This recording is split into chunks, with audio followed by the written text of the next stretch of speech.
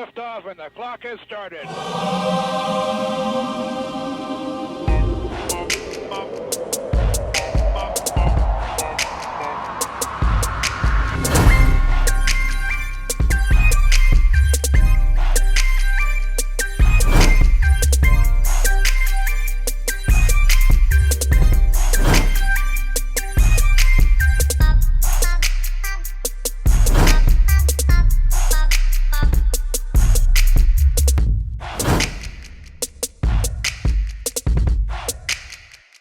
What's up, y'all? This is your boy, Professor X, and welcome back to the Xavier Musgrove Show. Today, we are going to have a great day, and we're going to have a great time on the show today. We have a super duper awesome lineup. We changed some things around.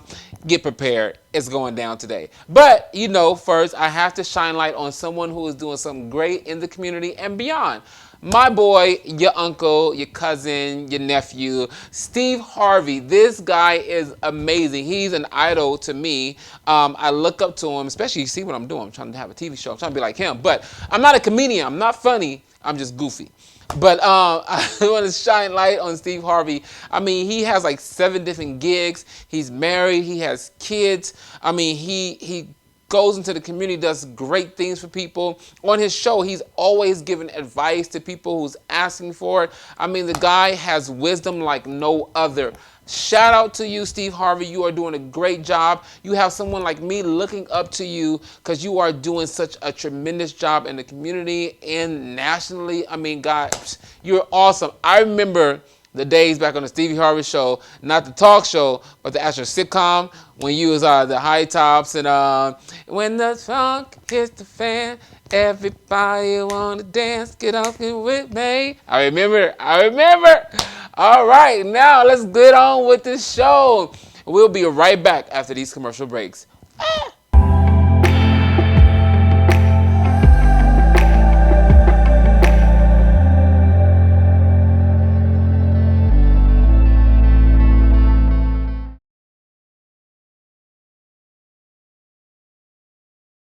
What's up, y'all? Welcome back. This is your boy, Professor X, and this is the Xavier Musgrove Show. Now, like always, we have an extraordinary guest.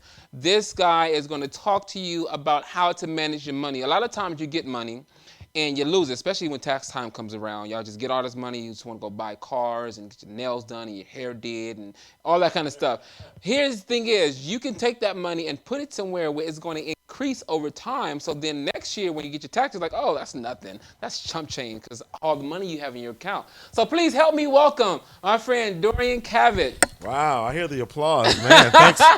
Thanks for such a warm introduction. No problem. I appreciate you coming out and sharing with the people because the thing about it is we like the Bible says, like we fell for the lack of knowledge. Yes. So we want to give the people something to adhere to so they can build their wealth. Absolutely. Because we stand for here at the show living healthy, living wealthy, and living free. Yeah. So you're gonna talk to them about living wealthy. And see, the thing is, when they're wealthy, they live free and a lot healthier because they're not stressed out about their money.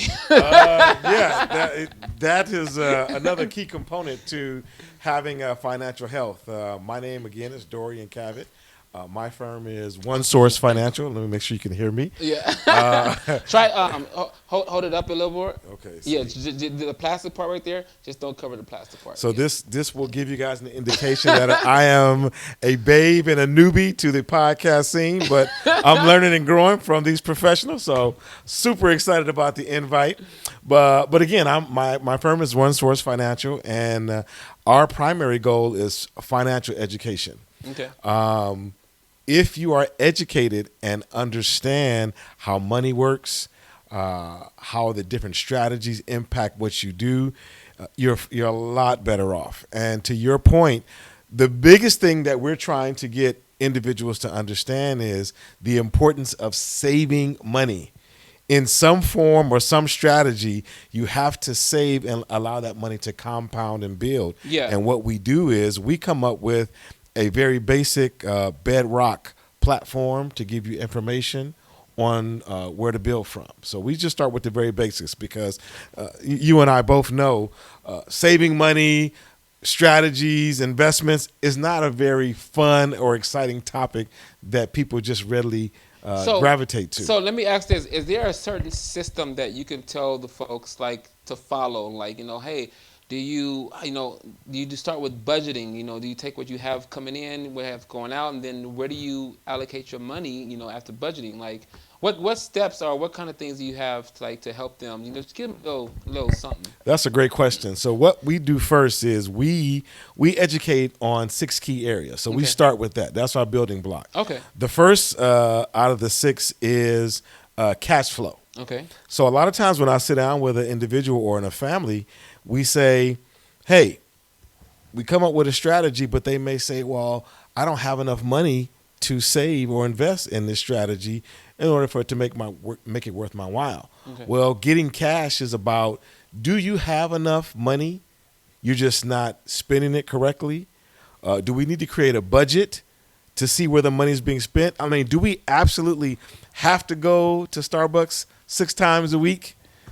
Can we go once he's just like, or twice and get a coffee maker? He's walking down my lane because I'll be at Starbucks every day. Right, okay.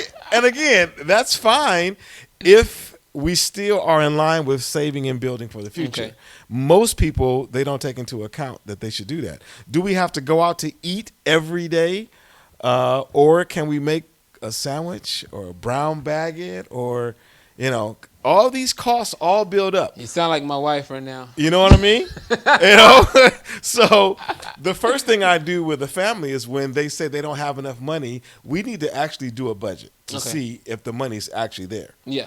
If the money is actually there and we just need to make some allocation adjustments, meaning how we spend it, then we can come up with a strategy to do that. There you go. But with anything that we do, once we set it up, you actually have to do what you say you're supposed to do. There you go. Now, if there's actually not enough money coming in, then we need to increase cash flow coming in. Yeah. So when you're talking about how do I get more money, you can only do one of 2 things. You can either save more money or reallocate the money that you have to get the money that you need, or you need to create increase or more money coming in. And see, here's the thing is, I heard even some rich folks say the more money I have, the more bills I have. Absolutely.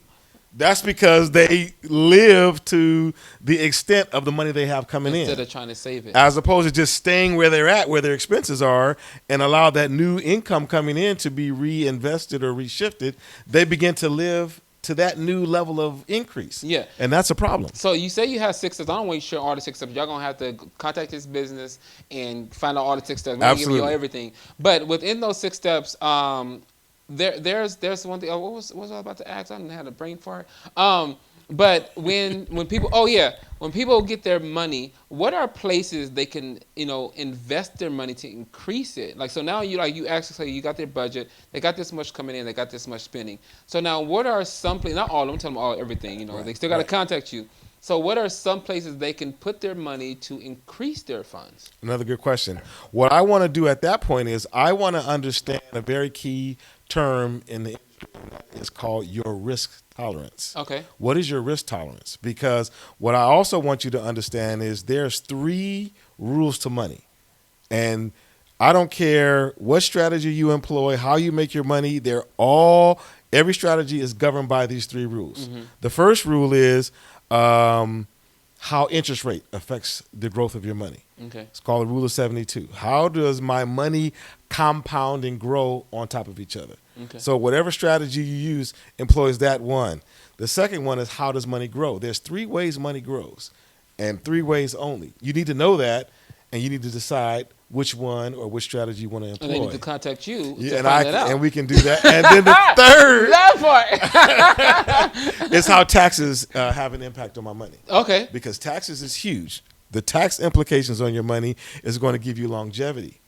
If you're spending more in taxes that you don't plan for or account for in the future, then your money's going to hurt you. It's going to dwindle faster. That's so why, those are 3 rules. Personally, I put away. I don't want to say how much I put away because y'all ain't about to be calling me asking me to pay your bills. That's a different podcast right there. Yeah. So I listened to this podcast. Actually, good thing you said that. It's called Millionaire Mindcast. Yes. And what this individual does is his I think his name is Matty Maddie something, but it's Maddie. But it's called Millionaire Mindcast. He talks to millionaires about how they made their millions.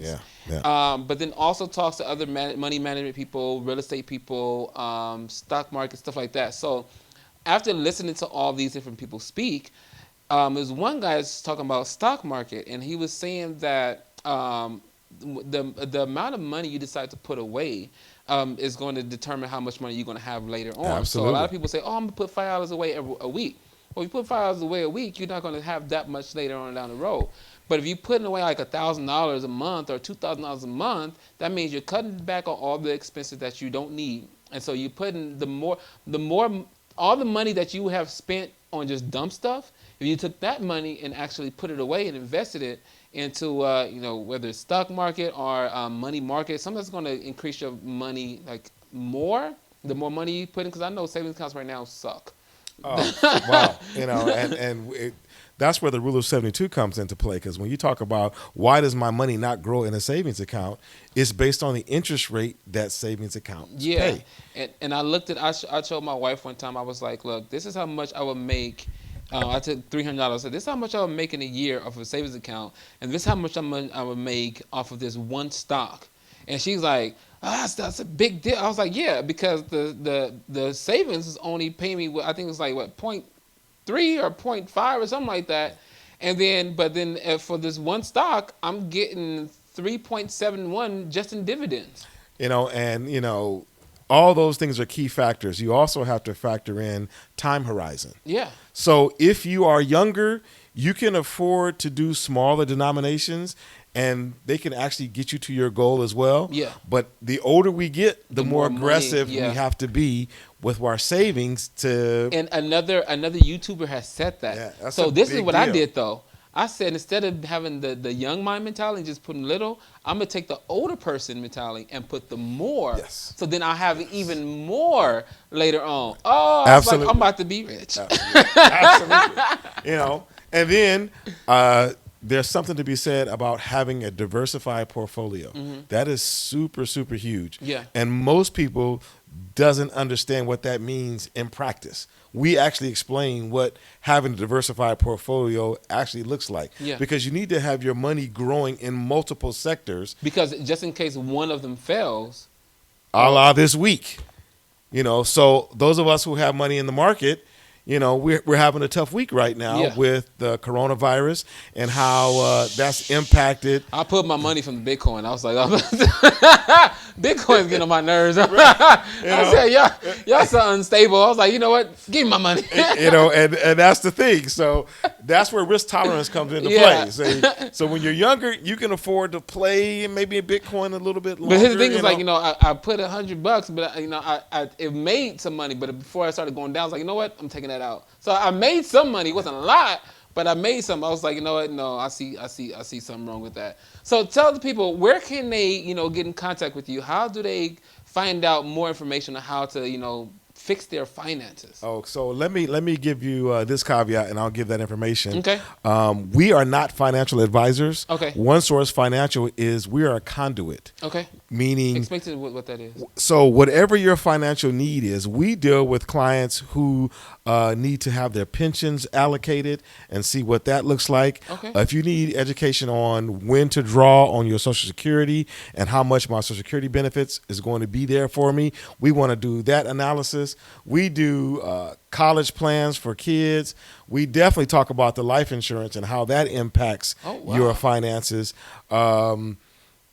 Estate planning, all those things we want to get an understanding you said from. Estate planning. I know some of y'all black people don't know what estate planning is. Or color folks. Oh my goodness, that is so important. And to your point, we do not Caucasian people know. Yes, they know, and we don't talk about that in our community. Nowhere near enough. No, when it comes to finances, I feel like the colored people, they just start running. Yeah. I'm like, oh no, don't run from trying to increase your money. Absolutely, and what we're trying to do is keep us from having to do the GoFundMes and things like that. Oh yeah. When tragedy hits, because it's not a matter of if tragedy is going to happen. It's going to happen. It's going to be when. I'll tell you this quick little story.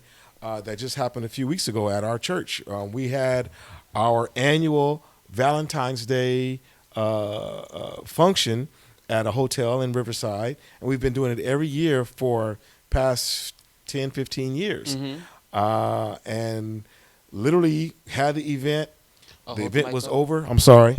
Can you hear me? Yeah. The event was over, and our members were exiting the event, and literally an assailant came up. Is that my phone? No. An assailant came up and shot and killed one of my members leaving the event. We just buried one of our church members this past Thursday, and it was completely out of the blue. You just never know when things like that are going to happen. A wonderful individual, just a great member of the church, and you just never know. Yeah. But what has happened is there's a void in that family now. Not only the loss of the loved one and what that all entails, but the finances. So say, for example, you make $50,000 a year, and that breadwinner, something tragically happens, and they were going to be working the next 10 years. That's $500,000. That's not coming to that household anymore. Yeah. So you got to factor that in. And then more importantly is the estate planning, making sure you have your will and trust set up. So when you're gone, you know where your money, Yes. they know where the money, instead of the state coming in or whoever coming in Absolutely. and taking it, it can go to your family, house, cars, all that. All that stuff. And again, the reason why I know all this stuff, because I've been a victim of not having this information in my life at some point, not having the life insurance, not having the estate set up, going through probate. All these things serve to mess up your retirement strategy. Jesus. So we gotta make, and we have to plan for the future. Yeah. So we always say, if you fail to plan to fail. There it is. So tell people, how do they get in contact with you? So you can contact me in several ways. We are, again, One Source Financial. Our website is www.one, the number one, not the word one, the number one, sourcemoney.com. Okay. You can email me directly at my email address, Dorian, Dorian, dot my last name, Cavitt, Cav as in Valentine, ITT, at gmail.com, or you can actually call me directly, 951-522-0526. All of our information is free. I love to just educate. Everything is about education for me and how we can help you maneuver these very difficult waters. I have a lot of partners. I have real estate agents on my team. Wow. I have tax and CPA individuals on my team. I have attorneys to help with the estate planning. Okay. I don't necessarily have to do everything myself, but I have to have contacts for those individuals. And these are people I trust. That's what you call being a businessman. Yeah. That's what that is. So that's what One Source Financial is. God is my one source for everything that I do, and then I want to be your one source conduit for whatever you may need financially. Go. You heard it here on the Xavier Musgrove Show. Please, if you want to take control over your monies, please do. In all different types of forms and fashions, whether it's taxes, whether it's real estate, whether it's 401ks, whether it's estate planning. All of the y'all above. you better get on that estate planning. Come on. Please contact One Source. There it is. There's that One Source. Hey! One Source. I love it. All right. And remember, Thank you. always, remember to live healthy, live wealthy, and live free. And we always put the information of our guest in the description. So just look on the description below. We're going to put all his social medias, his website, his phone number, his email, all that stuff. We're going to put that in there. All right, y'all. Deuces.